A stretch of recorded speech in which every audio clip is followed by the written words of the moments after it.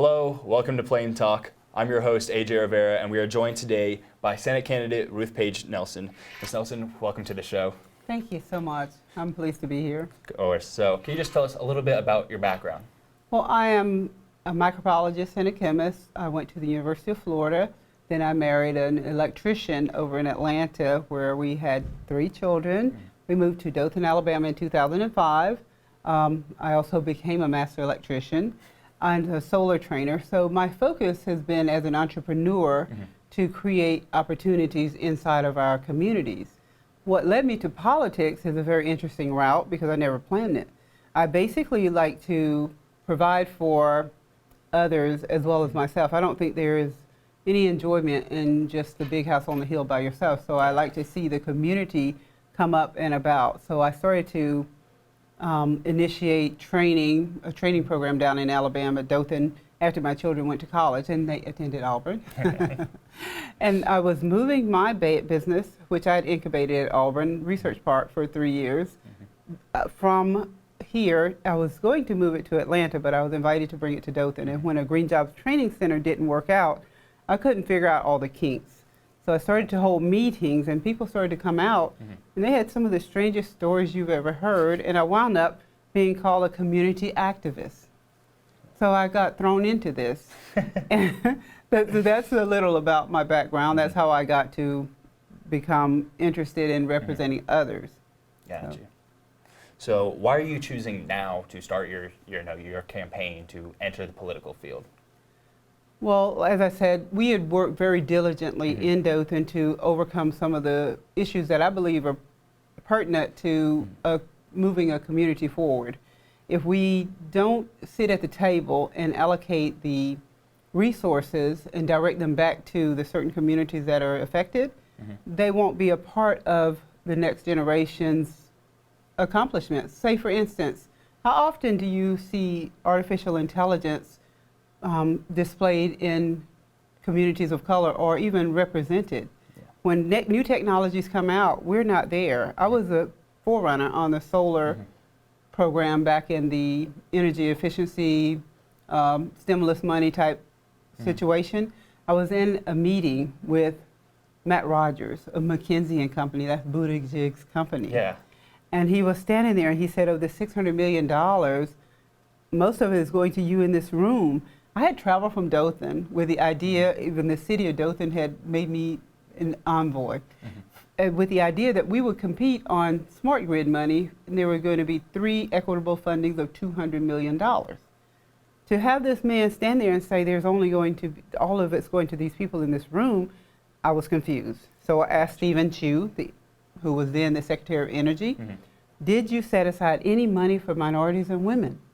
He ignored me. They routed me over to Independence Avenue, 1000 Independence Avenue, where the answer was no. Later on, at a dinner, a man came behind my chair, Eric Leitner. He was like assistant to the Undersecretary of Energy. And he was very confident. He said, there won't be a 3rd funding. There may not even be a 2nd. There wasn't a 2nd. Gotcha. $600 million was allocated to people who had already known about it. And this gentleman, he was working for McKinsey and Company. Then he was hired by the Department of Energy. And when Buttigieg started talking about his tenure with McKinsey and Company during 2008, because this was 2009, or he had a tenure right in that period with them regarding the energy as a means of stimulating our economy, I looked up Matt Rogers. He's now a senior partner at McKinsey and Company. So our government hired him. He allocated $600 million at least. I don't know if he allocated all the $88 billion that was in the Department of Energy. But if you look over the outcome for even Alabama, for minorities, for young people to actually participate, it's predetermined in a way in my mind, and this is what we're running into over and over again. So if we're not at the table, like I always believe, if you're not at the table when the pie is served, you're going to get crumbs. Gotcha. And I believe now Alabama is in a position where we can actually lead the whole country. Not only replanting of trees, we have a lot of clean cut areas, we can do the Trillion Trees Initiative. No matter what, you have to balance your environment. So that can be done with our clear cut lands. We've just created a new branch of the military. Yeah. Look at the potential for even Auburn. with aerospace engineering.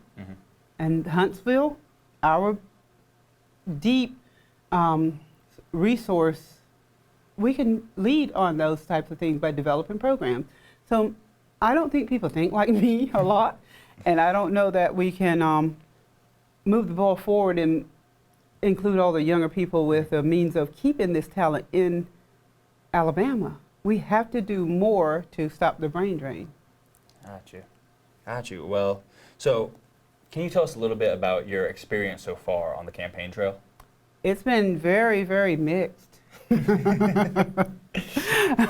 Have you ever tried to get someone to support you in your minority and you're a woman, you're in Alabama and you're Republican, right? So you try to explain to people why the Second Amendment is important. You don't want gun control because the Second Amendment allows us to have the right to bear arms. That right to bear arms is to keep our government from overtaking us. So I saw a very big display in Kentucky, in the capital of Kentucky the other day. And I actually applaud those types of things. I'm not a person who is afraid of my gun. I believe, like the president, he's allocated $25 million to see what is causing the gun violence. If you go back again to when middle management came in and they started to downsize companies, IBM went around when they announced they were going to announce that they were no longer a lifetime employer. They went around to the local gun shops, according to an article that I read, and asked them to close for a few weeks while the people could absorb it. The term going postal was coined in the early 90s. Have you heard of that term, going postal? I have heard of it. That's taking a gun, going to your workplace, and just killing people. So these things came about as a result of our changing, the American dream changing. So my slogan is make the American dream real. We see it for other people. They come into this country. I had a neighbor, he was a painter from Mexico. He owned 3 apartment buildings because our money against their money is very valuable. But if you come in and you lower and you hold our wage down to a certain level for a long period of time, people begin to get frustrated. They cannot see the dream. They cannot survive. So it's very important that I can take time to explain to people why you really aren't a Democrat, but you vote for a person. You don't vote for a party. You make sure that the issues that are relevant to you, that you stand for. Small government. Why would you want the government to pay for your health care or your education?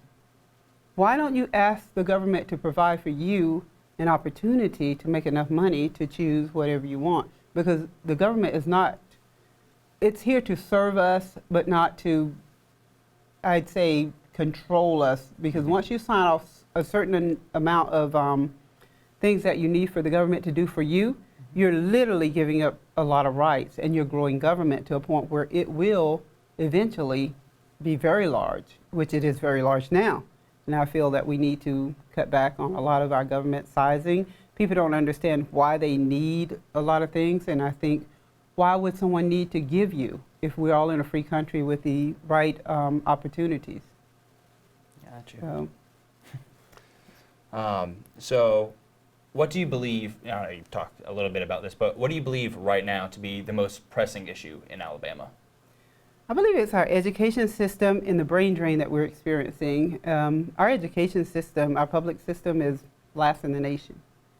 We must fix education, and we must provide for the people to be educated and remain in Alabama.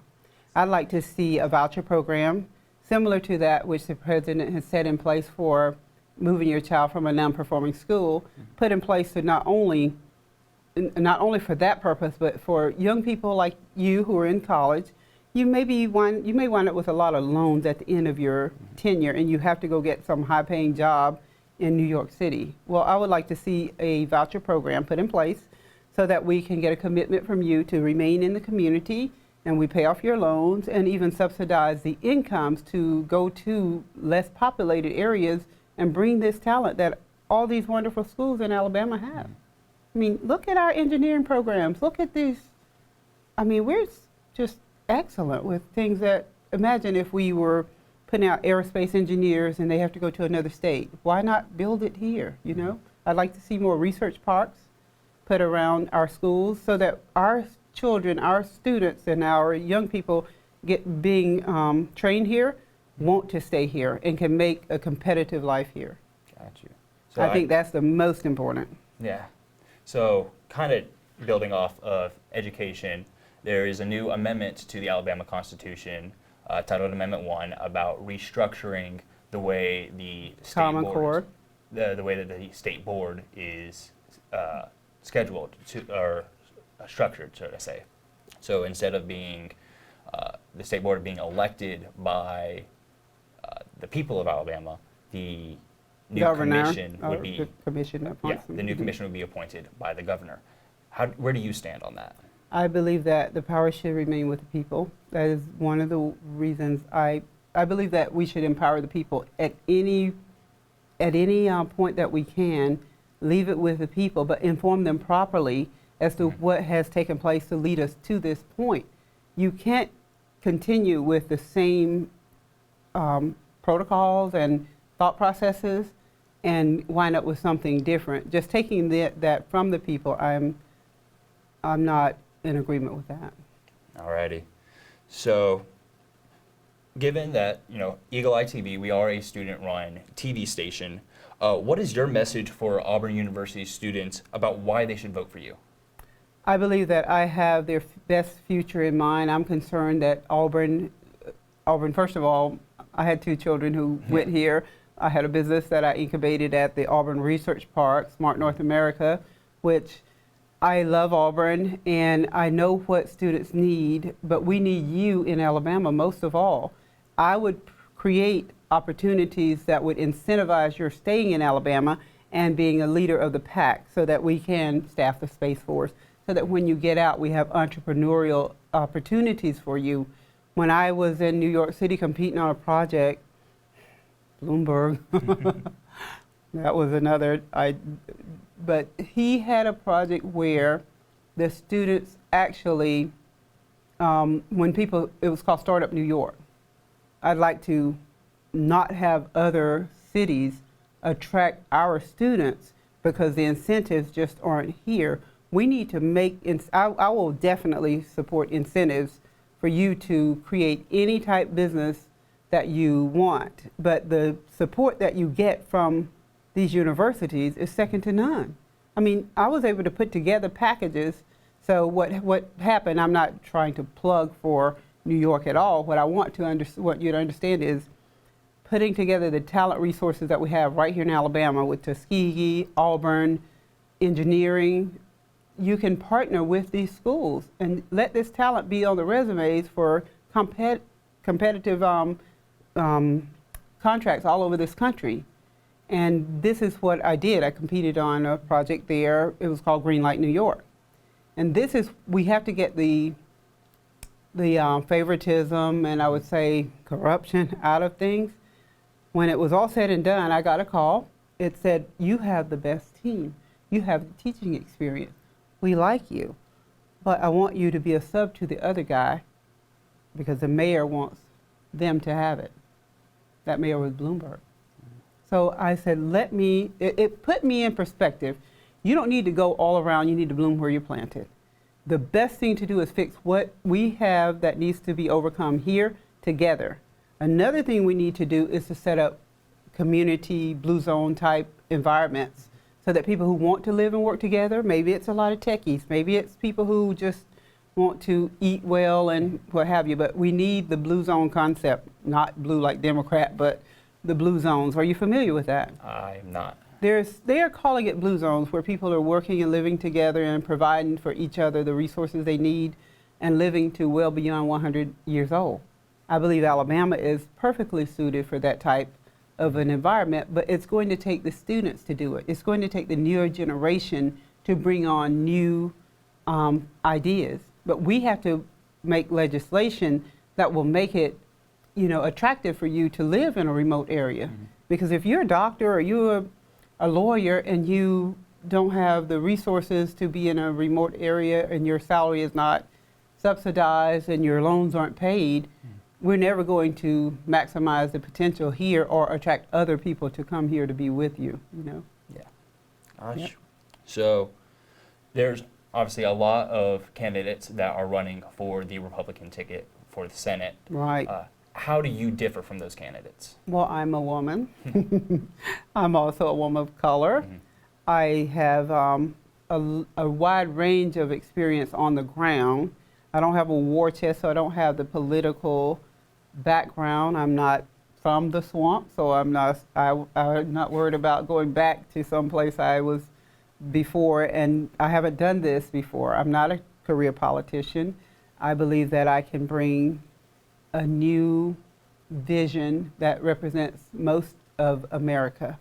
When you talk about lawyers and prosecutors and attorneys general and things like that going to the Senate, those people aren't on the ground in the community working with the children. They're not mothers.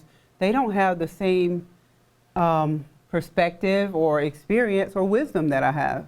I believe that I bring a very different angle, and also having the close connection with the universities and the students for a long time, I see the vision of what can happen from the colleges, from the environmental, and also the communities of color. I have a very serious concern about justice when I have 3 young men as children, and they're likely 3 times more likely to be killed by the police than a person like you. This, I don't believe my opponents have even raised as an issue. But it's a serious issue for me because as a mother of color, ever since my children were about 12 years old, if they were out at night, I had to worry if they were going to make it home. And this, I believe, I can bring a compassion, but also just, not a compassionate view that lets people come in and hash out the differences and overcome these things. Because once we overcome the justice issue and a way to maintain our younger trained persons in the state, we will move up from that 49th, least desirable place to live. It's not the environment here. It's not our outdoors. It's not the friendliness of the people. It's not the NASCAR and the Alabama football that doesn't make people want to live here. It's pretty much the justice and the lack of understanding among the people, the lack of willingness to work and live together. And I say, this, we shall overcome. I mean, we can overcome tomorrow. Why don't we all just walk across the bridge together? Decide we're going to live and work together, what differences we have and what things we have alike that we're going to share. So I bring a different perspective, and also the female part, women's rights. Mm-hmm. Women's rights are critical. And I don't believe that men understand at all that making legislation that's hardline legislation, that it would ever be appropriate without a woman's voice in that. So I'm very different from the other candidates, all of them. Mm-hmm. So just kind of switching sides, how are specifically your policies different from those of Doug Jones? Well, my policies are, first of all, I support Donald Trump, and I voted for him. My policies are for smaller government.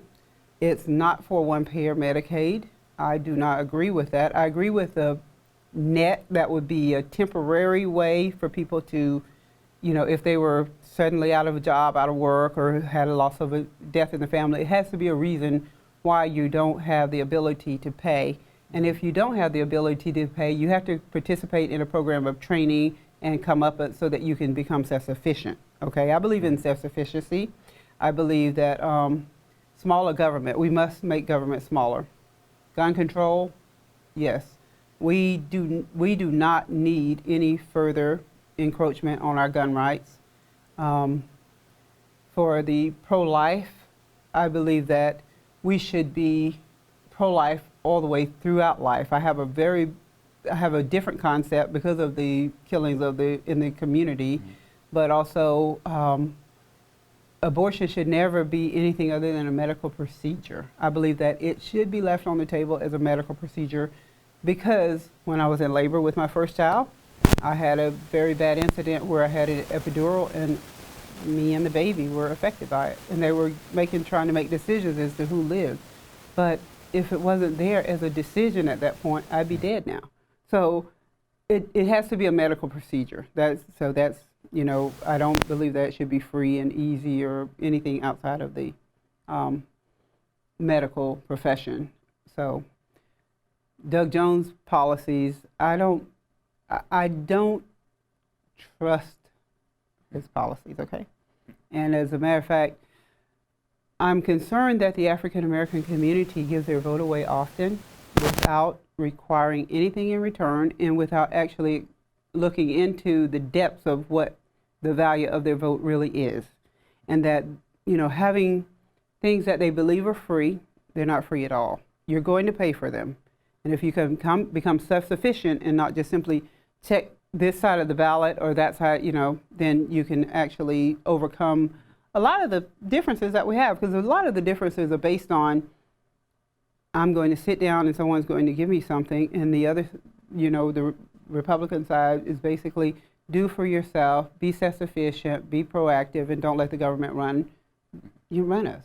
So I'm very different. I'm definitely a Republican because that's a challenge too, because, can you imagine only 8% of the registered voters actually voted for President Trump in the last election, the African American community. But if he gets only 5% this time, they're saying it's a shoo-in.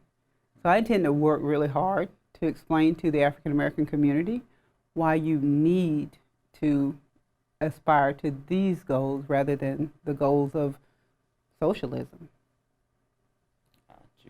So, what is the first thing that you intend on doing if you were to be elected into the Senate?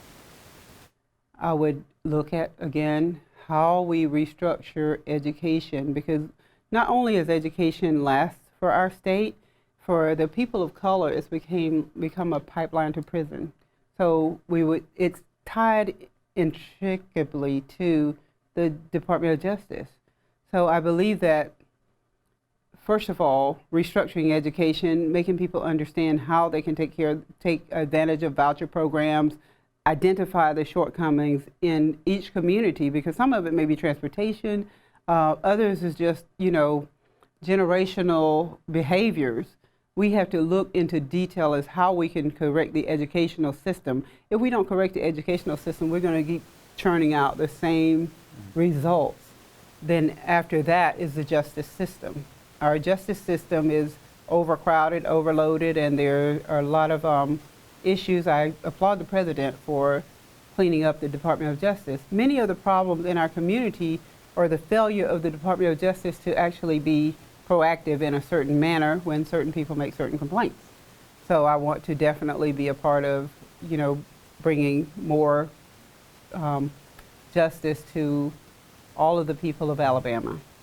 Our farmers, we have to do something about their margins. They lost a lot with the China trade deals and a lot of the international trade, what have you. I believe that if we can get more farm-to-table programs, get farmers higher margins so that they know who they're with guaranteed markets.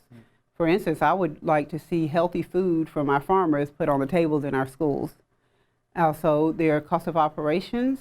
I am a grant package for the Rural Energy for America program. I've written grants so that farmers can actually save on their energy cost.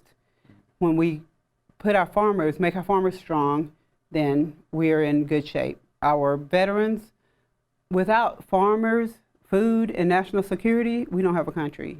So I do applaud a lot of the programs for immigration control, because that has driven down a lot of our margins.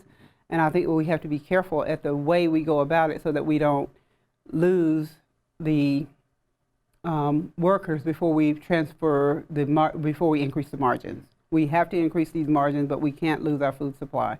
That is a very critical next program that I would look at. So first it would be education, and it's tied intricately to the justice system and our farmers and national security. I believe our veterans are the reasons that we are America. So that is something that the president has increased a lot of the programs and looked into those, and he's really kept a lot of promises. So I'm really pleased with that. And I want to be able to explain to our community how the criminal justice reforms actually have been, just beyond what other presidents have done. So mainly, though, fixing the youngest people first, starting with pre-K all the way through for education.